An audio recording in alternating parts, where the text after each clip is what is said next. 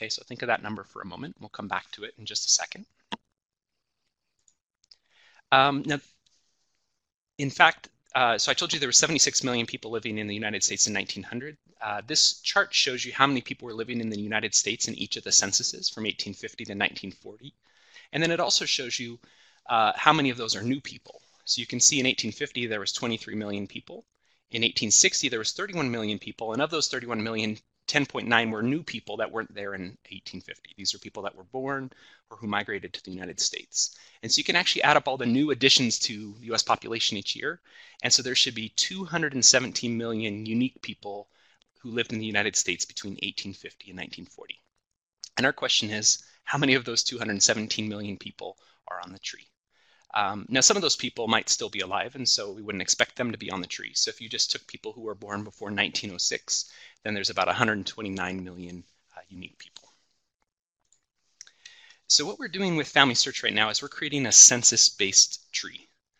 This will have a row for each of the 217 million people who lived in the US between 1850 and 1940. And it'll include each of the censuses that each person appears in and links their parents, spouse, and children. So if you look at my grandfather, you would see him in the 1940 census, and you can see the other censuses that he appears in. If you look at my great-grandfather, you'll see him appearing in several different censuses. And so my great-grandfather would have one row in the census tree, and you'd see a unique identifier for each of the censuses that he appears in. And this will give us a really good measure of what fraction of the historic US population is on the family tree, because we can actually then just count up the rows in each of the census years, and we can see how close we are to the number of people that were living in the United States at the time. So this is going to get a little technical for just 1 second, but let me just show you kind of the structure of what a census tree looks like. So that upper graph is a record tree. So when you look at a census record, you'll see a person, and you might see their parents, you might see their spouse, and so we can actually reconstruct a family using a record. And when I use the phrase arc, an arc indicates a record, and when I talk about a PID, we mean a person on the tree. So we can create families from records, but we can also create families on the tree. So if I go to the tree, you'll see that each person has a PID, and then that person might have parents, might have a spouse. So if you look in the user tree, that first row, there's a person with a PID. We don't know who his parents are, but that person does have a spouse. And then what we create is a crosswalk between PIDs and arcs. So we know that a particular PID is associated with an arc, and what combining these three things allows us to do is draw information from records to fill in the user tree and use information from the user tree to connect together the record tree. And so let me just show you an example of how this would work. So this is a screen you've probably seen when you're attaching a source. This is the source linker screen. And so on the right side, you see information from the family tree. On the left side, you see information from a record. And so you can see in this case, many of the people line up really well. This is definitely a source we would want to attach. But if you look at the bottom, you notice that we have two new members of the family that we didn't know about before. So this kind of record is one we call a tree extending hint. This is a record hint that if someone were to attach to their own family tree, they might actually find new family members to add to the tree and potentially do their temple work and have a really neat experience. So our real hope with the census tree is to try to identify more of these tree extending hints and use them as ways to help people find new family members to add to their tree, have discovery experiences, temple experiences. And so here's another example of a tree extending hint. You have Thomas Harvey Frazier, who's on the tree. We knew his mom's name was Mary Catherine Gardner, but we didn't know the name of his father.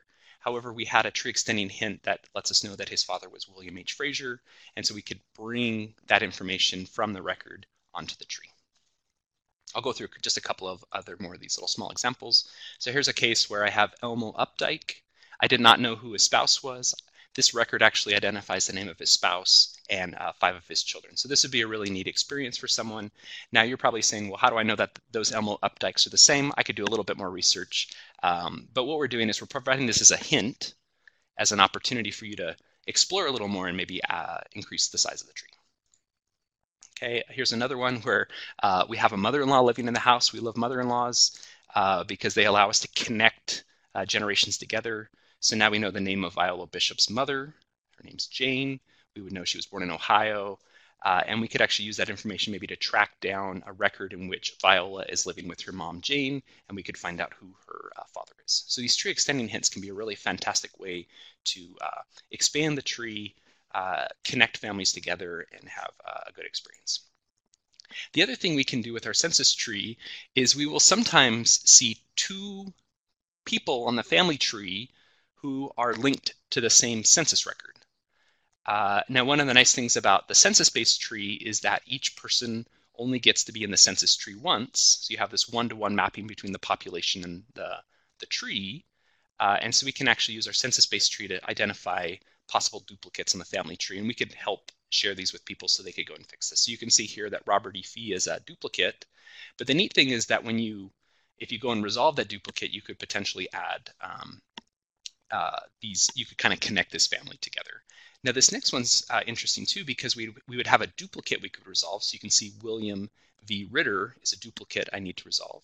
And his wife Ida is already attached to the tree, but we would have then 3 additional children to add to the tree. So Harry and Frederick would be fantastic, ready for a temple opportunity for someone.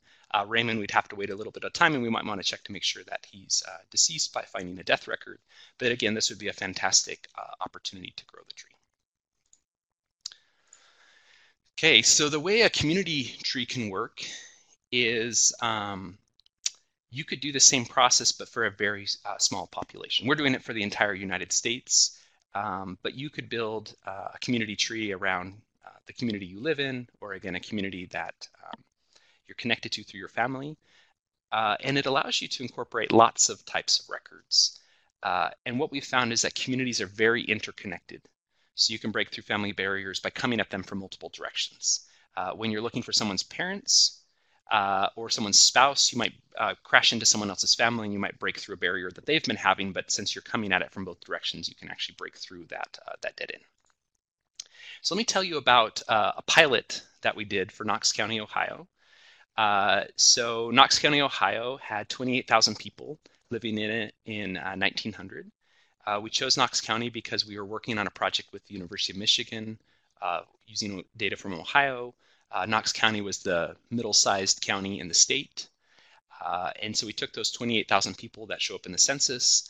We first wrote a program to check to see what fraction of the people were already on the family tree. About 30% of them showed up in that find code. And then what we did is we started to add the other families to the family tree. So we would add them as an unconnected person, but we'd add them as a family. So we'd add the household head and his spouse and children. And then we'd start to expand the family out until we bumped into the tree, someone on the tree. And along the way, we fixed misspelled names, incorrect dates, and merged any duplicates. And what we found is that you don't have to branch out very far before you crash into someone on the tree. So this indicated to us that the coverage rate on the family tree was much higher than I think most people would have expected. So let's go back. Okay, I just got a note that I need to slow down because the mic isn't picking up all of my words. So let me just recap really quick. The big point up to this point is a big question we want to know is what fraction of the population is on the family tree? And can we design ways to help expand that coverage rate? Now, one thing I didn't mention before is you might wonder, why would we want to know that number? Why would we want to know what fraction of people are on the family tree? Well, in social networks, the willingness of people to use a social network depends on how many other people are using it. And so if the typical person thinks that the family tree maybe only has 5% of the population, then they might not be as excited about using it, but if they knew that it contains 70% of the population, this might be a much better experience. So I want you to think for a second what number you wrote down earlier, so what fraction of the population you think is on the tree. And what I just told you on this slide is that, at least for Knox County, Ohio, at least 30% of the people were on the tree, just using a simple search code. And then what we did is we started adding the other 70% to the tree and started connecting out, adding sources, finding spouses, finding parents, finding maiden names, putting in death dates, fixing misspellings, merging duplicates. And what we found is that by working on the whole county at once, we're able to break through typical barriers by coming at them from both directions. So here would be one example. So imagine that Joe Price is living in Virginia, and he moves away. It might be actually hard to know where he moved to, but if I find Joe Price in Knox County, Ohio, and I notice that he's living right next door to Josh Price, I can actually go back and look. I could actually have kind of two chances to find Joe Price in that previous record, because I could look for where Joe Price was living, I could look for where Josh Price is living, and you might discover that they were brothers. And so actually by working on the community at the same time, you can find lots of additional opportunities to find people. Now what you can do is you can split the work into smaller tasks that allow you to include volunteers with a full span of ability levels. So in a previous webinar, I talked about microtasking, but you can incorporate microtasking into this, where you could have certain people helping you find death dates. You could have certain people finding maiden names. Maybe someone is going to work on finding parents. Knots are just nasty things that are on the tree that need to be worked out. You might want to have your more advanced people work on that. And the neat thing about this is a project that you could include lots of people to help you with. Community members, you could imagine an Eagle Scout project or a service project where you're incorporating everyone in the community to try to have this common goal of including everyone from the community on the family tree. We call this a saturation approach, because you're approaching the community where you're trying to get everyone from the community on the family tree. And the neat thing is that this will allow anyone from the county to find family names. It will broaden the base of people who have a neat experience on the family tree, and it'll attract community members to use the family tree. And then when you're trying to think about your metrics of success, so one metric is you can see, well, what fraction of my target population is on the tree? So I'll talk about in just a little bit about a pilot we're doing with Canby, Oregon. Canby, Oregon had 2,000 people in the 1940 census. So you could say my target population is Canby, Oregon, 1940 census, 2,000 people. And you could say right now we're at X%. And then a month later you can say we're at X%. And you can see your growth as you kind of improve as a group. And we saw this with the indexing of the 1940 census, that once you can measure it and see your growth over time, it can be a very exciting thing to be part of. You might also want to measure things about the quality. This can include the whether the family linkages or other information on a person is correct, and whether this quality is improving over time. And then you might want to know just how much duplication there is. So as you are attaching extra records, you might find duplicates you can merge, and you'll discover that actually the duplication rate of the people in your sample are going to start to go down over time as you attach more sources and expand out your community tree. So let's talk about the coverage rate. So prior to starting this project, we asked people to predict what fraction of the Knox population in 1900 were already on the family tree. We call this the coverage rate. The answers I got were varied a lot, but were sometimes as low as 5%. I mentioned earlier that our initial search found that it was at least 30%. So some people had a very mistaken notion of how good the family tree was. So they were thinking it was 5%, and I knew by then that it was at least 30%. And so what we did is, in the end, at this point now, everyone that was living in Knox County is on the tree, all 28,000. And you can actually look through the history of each person and see when they were first added to the tree. And along this way, we've merged lots of duplicates. We've added lots of sources. So now what I want you to, I told you a little bit about this county. It's a county in Ohio, 28,000 people, 1900 census. And then the question is, well, what fraction of those people were on the family tree prior to October 2016? Now, you know it's above 30%, but I think the number I'm going to show you here is going to surprise you. It's actually surprised most people I've shown it to. I've almost never had anyone guess ahead of time this number. But the number we found was that 84% of the individuals living in Knox County in 1900 were already on the family tree as of October 2016. Now this is fantastic. This actually means that if you live in Knox County, Ohio, you could go to any of your neighbors that have grandparents from Knox County, Ohio, and if they go and set up an account on Family Search, they are going to connect to family. And if you've got enough members of your community to go in and connect to the family tree, they're going to be able to discover how they're related to each other. And they're going to discover that they're much more closely related than they would ever imagine. And one of the most amazing things about this process is that once you know how you're connected to other people, you start to treat them differently. So maybe you're saying, well, Ohio is an outlier. So 84%, there's no way that's possible because I've worked on the tree and I don't think it's that complete. So what I'm going to do now is I'm going to show you some numbers that we got from other counties in the United States. And for each of these counties, we would just randomly draw 100 people that were living in the county in 1900. We run our code to check to see if they're on the family tree. If they're not, we add them to the tree, and then we keep expanding out until we connect to someone who is already on the family tree. So on this next slide, I'm going to show you the fraction of people already on the family tree for 12 counties, and the fraction with a close relative on the tree, a spouse, a parent, or a child.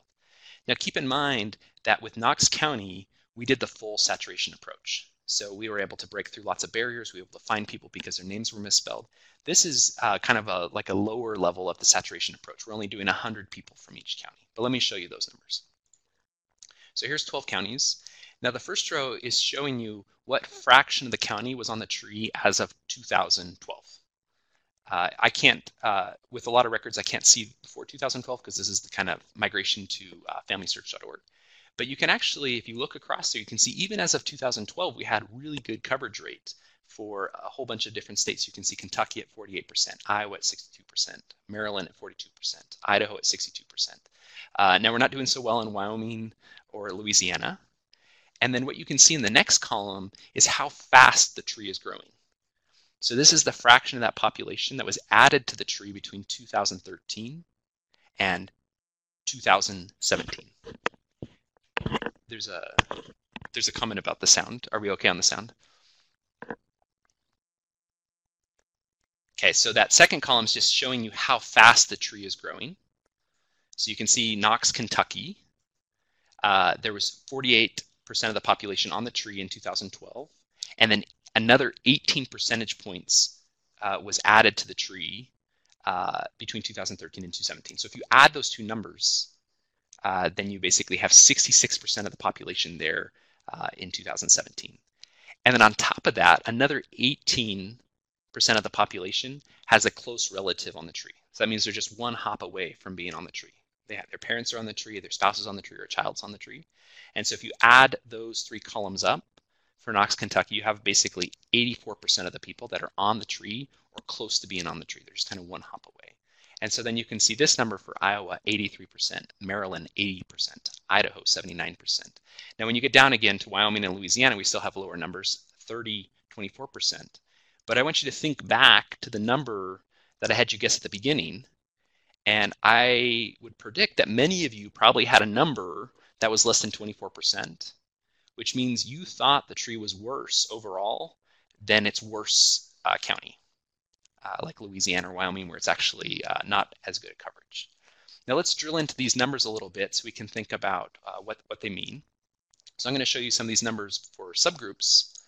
So for example, we can look at the fraction of the people on the tree based on their race. So if you look at Cumberland, North Carolina, about half the population was black, half were white. And among the whites on the tree, 84% of them are on the tree, and compared to only 18% of the African Americans. And you can see that that's a very common thing. So the tree tends to have much better coverage for white people, and that's something that as a lab we're trying to work on. You can also see that when someone is living with a family, they're more likely to be on the tree. So if you look at Nevada, 56% of the people that are with a family are on the tree compared to 41%. And in Story, Nevada, it's 66 versus 27. And what this means is that if someone has other family members in a record, they're much more easy to find on the tree and connect to other things. Okay, so let's talk a little bit about why you might want to do this. So some of the benefits would be you could become very familiar with the records of that community. It also allows you to employ non-traditional records. You could use county histories, funeral home records, yearbooks, oral histories, photo collections. And what will happen is you will start to see the patterns in how families are connected. You'll break through dead ends by coming at them from both directions. And this can also create a natural goal to work towards, which can motivate lots of effort and create lots of natural opportunities to work with others.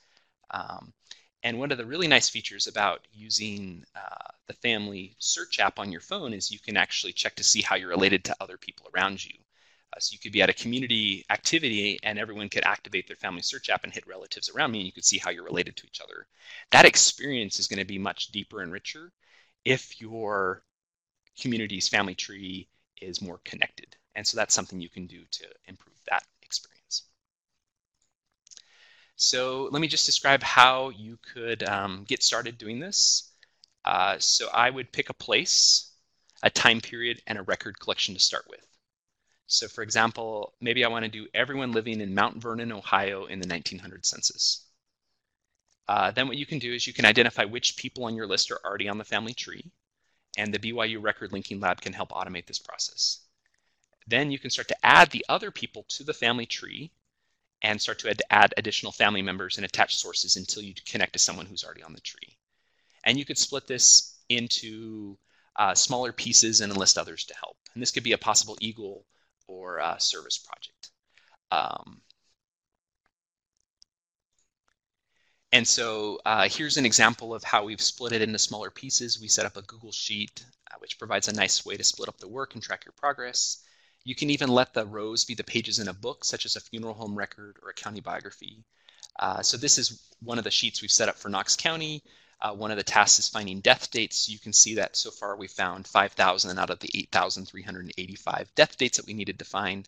And then in terms of maiden names, we found 659 out of the 710 possible maiden names. And the nice thing about these Google Docs is it's really easy to write instructions or share it with other people. And it's a great way to get people in the community involved in your project. So let me talk about a more recent pilot. This is a pilot that just happened just in the last couple weeks. You can see how quickly these things can come together. I was visiting my parents in Canby, Oregon, and they told me about a booth they were going to be doing at the Clackamas County Fair, and I thought, wow, this would be a really neat experience for people to visit the booth, to come and learn how they're related to each other, or find the yearbook photo of their parent, or see other records that might be connected to their family. And so it got me thinking about what a community reconstitution might look like for Canby. And so the first step is just to check and see what records are available for that community.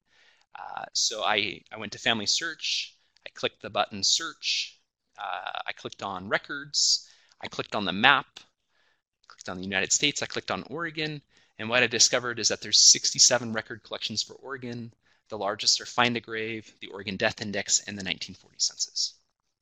So I decided to check to see how many people were living in Canby, Oregon in the 1940 census. So under this page where you search for records, there's a little text box down here, and you can type in United States Census and you click on 1940.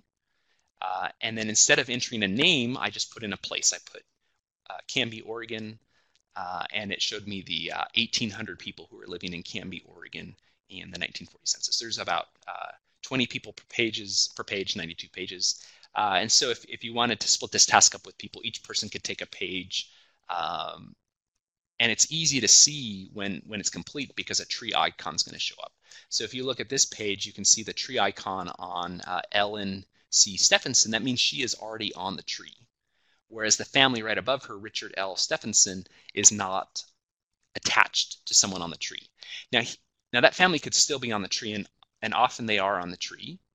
And so what we could do is we could go look for Richard L. Stephenson on the tree, and if that family's on the tree, we could attach that record, and then in the future, a little tree icon would show up here.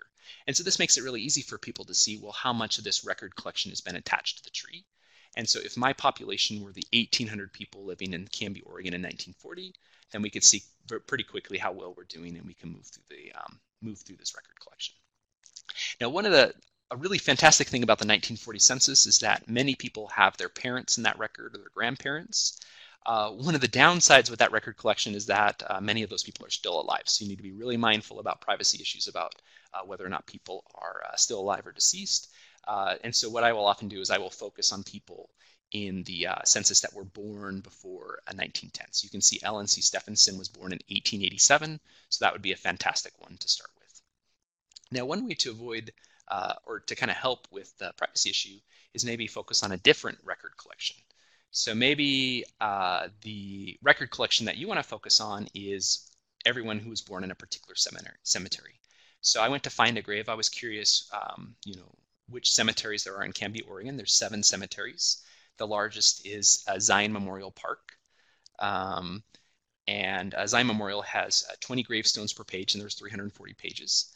And you can actually see here that there's 6,792 gravestones recorded on Find a Grave for that. And then the next highest was Smyrna Cemetery, which has 473. So again, you could specify your sample as being maybe everyone who's buried in Zion Memorial Park who died between the years of 1950 and 1960. Again, this is totally up to you. You decide what population you want to do, and you can start to plot your progress towards that.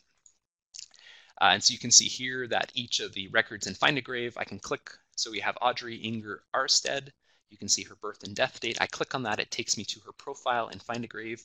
I have information about her parents, her siblings, her spouse, and I was able to find her on the family tree. So in this case, we would be, okay, Audrey's on the family tree, that's fantastic. So maybe we might move on to Leonard Walter, who was her husband. And so again, if we work in families, then we can start to see how people are connected to each other. Now, another record that I discovered for Canby, Oregon that got me really excited, this wasn't on Family Tree, it was on Ancestry, but they have a high school yearbook collection. So you can see right here that starting in 1935, there's a yearbook, and then 1936 and 1938 and so on. I was visiting Canby, Oregon. I was in an antique store, and I noticed they had a large collection of yearbooks, and that got me very excited about the fact that these have pictures. You can learn a lot about your ancestors, the clubs they were involved in, the things they like to do. This was something I wanted to know about my family, and I thought that maybe others would want to know about it too. So we looked at the image of one of these yearbooks. They were only including pictures for the seniors, so there was about 60 students. And so we were curious what fraction of these students were already on the tree. And again, you could build a community project just around a yearbook. You could say, our goal really is to find out which of the people from the graduating class of Canby High School in a particular year were available, okay. Or who are already on the tree. So what I did is I set up a Google Doc. I just transcribed the names from the yearbook myself. You could probably copy and paste it from Ancestry, but this was just a quick indexing job myself. And then I just started looking for their PIDs on the family tree. So you can see the first person is Henry Ammett. I knew that he graduated from Canby High School in 1935. I can make a guess about the birth year.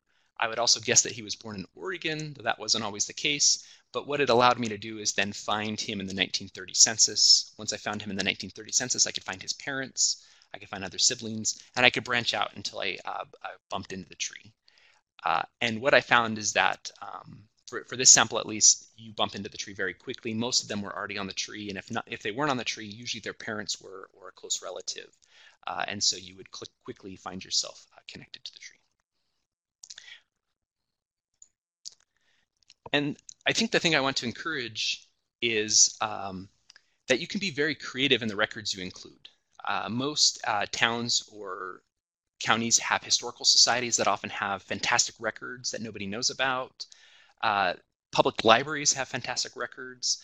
Newspapers are full of pictures and stories and things that are just really the kind of things we want to include in our family histories. Funeral homes often have really great records. Schools have records. You have sports photos and newsletters and graduation programs. A lot of towns have collected oral histories, and then lots of towns have these photo collections. So this is a band picture here from Canby High School. And for example, if you were to show me a band photo of my grandfather, I'd be very excited to see something like that.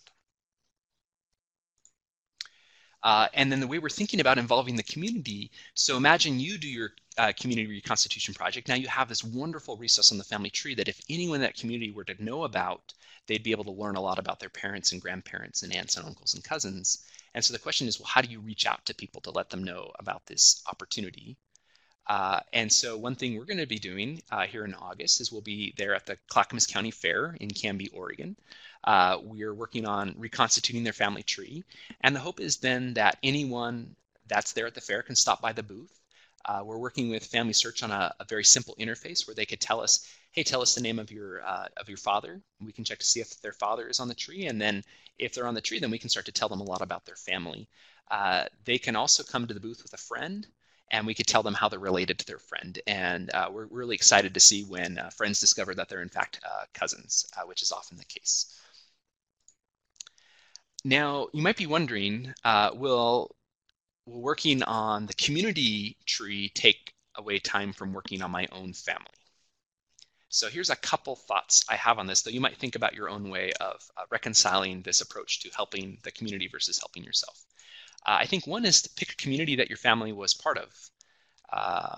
I have a lot of family members in Bedford County, Virginia, and so I would love to work with people that are living in Bedford County, Virginia to help broaden out that tree. You can also view it as a form of service that will help others. And one thing I can tell you is that you will come to love the people in that community like family. I've really come to love the people in Knox County, Ohio. I've become to love the people in Canby, Oregon. And you really start to feel a connection to those people. And then what's amazing is that anytime you're working on any person on the family tree, there's a button you can push called View My Relationship, and it'll show you how you're related to that person. And you'll be really surprised at how often you're working on someone that you did not think was your relative and turns out to be your cousins. And then finally, there's two analogies I'd like to share. Just one is about haystacks and one's about indexing. I think often what we're doing is we're looking for needles in haystacks, but we're looking through lots of haystacks, and we might not even know which haystacks to look in. And that can be a really tough project to try to find things about our grandparents when there's so many different places to look. Another approach would be just to look at the haystack that's right next to you. Everyone has a haystack that's nearby, and reach into that haystack and just start grabbing every needle you can find, and then go figure out who would like that needle. And the family tree, since it's a public wiki tree, allows us to do that. We can take any needle we find and we can attach it as a source, we can attach it as a note, and then other people will know about that opportunity and they can come to it. The other way to think about this is similar to indexing. So prior to indexing, we would have to ourselves go through microfilm and look at all the images and hope we find that image for the family member we're looking for. What indexing has allowed us to do is more quickly record information from those images and make it searchable for other people. So even though I might not find my grandfather in the 100 images that I index, it will help someone else find their grandfather.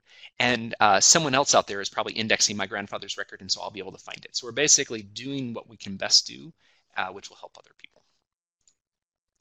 And so the way you would check your relationship is on any person profile right here, you can just click View My Relationship. And if you're on a phone, you can hit View My Relationship. And what will happen if you do that is it will show you how you're related to the person. So you might discover that you're 10th cousins. And the way you can turn this then into a temple opportunity is you can kind of zoom in and go to someone who was born in the 17 or 1800s, and then you can look at all of their, look on their descendants. So just to kind of close, I again apologize if I'm a fast talker. I get very excited about these things, but I hope that you could capture the spirit of what I'm trying to convey, which is I think that all of us have communities that we're part of, and we want to enlist everyone in that community to help in this great work of doing family history. And as they do that, their lives will be changed as their hearts are touched and they realize just how connected we are to each other. And so my own heart was touched about 4 years ago at Education Week, and it caused me to fall in love with family history. And I'm an economics professor, so I started to discover ways I could combine my new love with my own profession. And so I've created a research lab at BYU that includes over 100 undergraduate research assistants. And we create a blend of machine learning, family history, and economics. And we can help you set up a community reconstitution project. So feel free to reach out to us. You can say, hey, I'd love to do whatever community you live in, and we can help you do the technical part so we can facilitate your experience working with your community. And this could be a really great Eagle project or youth service activity.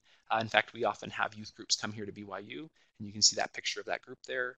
And so 2 links here. One is to our Facebook page where you can see some things we're working on. You can reach out to us.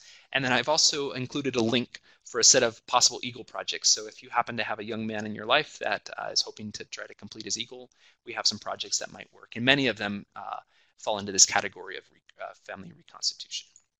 So just to conclude, we can help anyone set up a similar project for their community or county. The family tree is probably better than anyone thinks it is, and it's getting better every day. It's a shared tree with open edit, and those are key innovations that have really expanded the ability to grow the tree. I believe that we can combine automated approaches with human volunteers to dramatically hasten this work. I think it's very likely that by 2022, when the 1950 census becomes available, that you know, the vast majority of the 217 million people that live in the United States between 1850 and 1940 will be on the tree, and we'll have this amazing discovery experience when those new records become available with the new census. And I think that this approach could be used to hasten the work in other countries. And we're very excited to work with countries like the Philippines or Brazil, where we could dramatically increase the opportunity for people to learn about their family. And with that, I'll stop and take any questions, or I'll turn it over to Maren.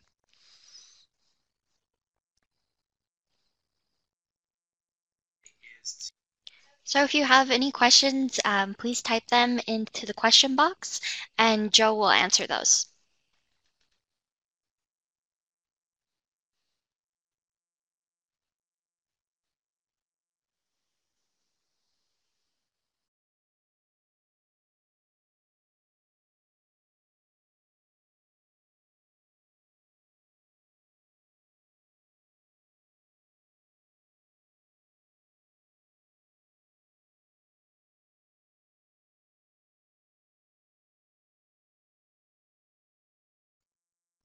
Okay, well, thank you so much for your time. Feel free to reach out to us. You have on the screen there. You have my email. You have our website. I I think that the thing I want to communicate is I think this is a really exciting thing you can be involved in, and the role that I want to play is just to help facilitate that in your own community if this is something you want to do.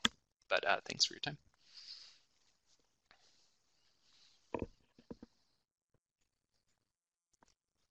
We'll just leave a couple more minutes. A, is it White? Says, how would you go about finding records for a family or a community in a library?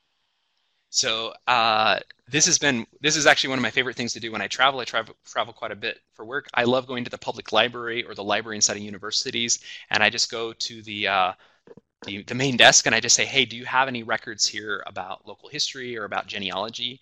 And I've been amazed at how many libraries have a section devoted to things related to family history, and these can often be fantastic collections that nobody knows about or gets to use. And I think that might be a great place to start. You could start by building a community reconstitution program around a collection that's unique to your local community.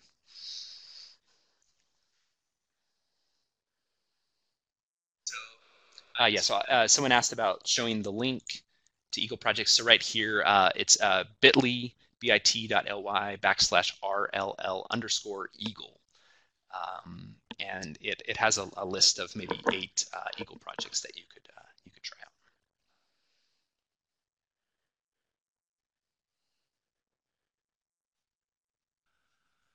Those links will also be posted on the YouTube video and on our website as well. So if you missed those, you can always come back to them.